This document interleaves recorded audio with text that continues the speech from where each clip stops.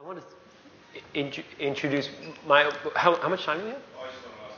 Oh, and I want to throw mine in actually, because this is from Rome. I live in Rome, and my all-time favorite. I think this is really, to me, this is the level of savviness that this person has introduced could really show a lot of people in big cities quite a bit of how to market in the web, in this era that we live in at the moment.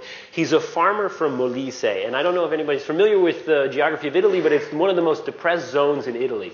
And he delivers to people like me who live in the city fresh produce. A crate of it every Wednesday comes, and we loved the produce so much in the summer that we signed up for the winter.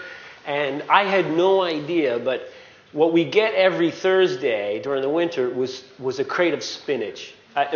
When I say it's kilos of spinach, and you couldn't possibly, I mean, we'd give frozen spinach bags to people. Anybody who came for dinner, we would give them frozen spinach. What did you think of the spinach quiche? Oh, it was great. What did you think of the spinach that was inside the roast? Oh, it was great. What did you think of the spinach?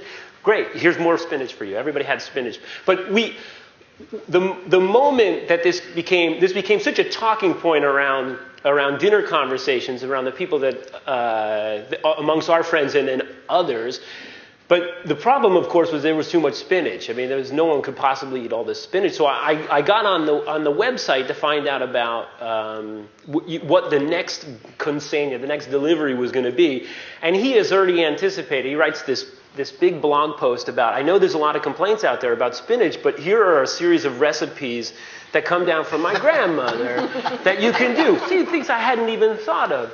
And he had anticipated, this guy is a farmer. He's a blogging farmer. He has failed in so many ways about delivery and everything else, but he always anticipates the customers. Another thing he had said was he was supposed to start the deliveries of the summer session in May, but weeks had gone by and no one had gotten anything. So we go online to check it out. It turns out he's got some Adopt a Tree program where he's helping all these other farmers, and everyone's going, all of us are falling in love with this farmer because he's really very socially, incredibly savvy. He uses absolutely every tool in the book. He should be out in the fields and doing the things that he does so we can get our deliveries on time.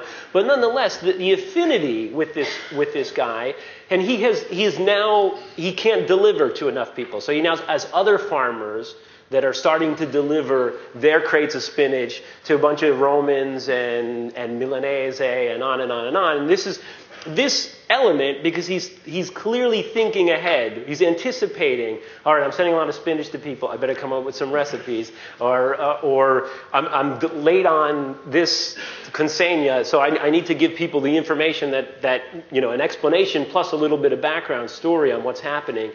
And he's doing phenomenally well, and it's just his little business. This is what he does. If British Airways had done, and the airport had done the same thing over Terminal 5, a lot of people would have been much more forgiving than they were. It was because of the fact that they didn't know what was going on with their luggage. They didn't know what was going on with the delays that were occurring within the actual terminal. That was the problem. It's more of a statement about customer service than anything else.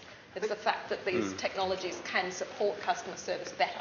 I think it's an important point about the personal versus the impersonal. And we talk about, and I talked about brands having conversations in social media. But what is a brand? I mean, it's really a collection of ideas, of perceptions in people's heads about a company.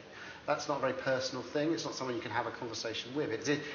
When you personalise it and get real people involved, whether that be through a series of different corporate blogs or actually outreaching into existing communities on behalf of your company, but with a real name and it being your real name, that really does make a difference. People feel very differently when they're communicating with real people that they can identify with than they do about this faceless behemoths that they can hold hold a lot of anger against because it's faceless. It's very easy to dehumanise corporations in that way because they aren't human. Anything you can do to humanise things, really makes a massive difference. But there's a cultural problem there, isn't there?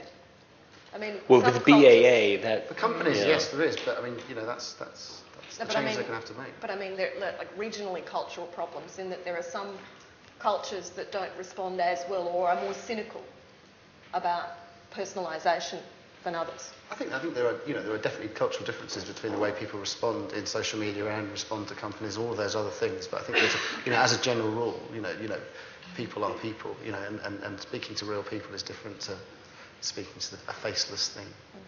But this came up this morning, though, when Anthony was up here talking about social media, and he said that there's that gap, the strategic gap between people's their capabilities. And as Anthony, you asked rhetorically if there's an issue that's happening where people are complaining on a blog about a product. Is that a customer service or a PR or marketing? Where does that come? It actually is a cultural issue that a company has got to understand.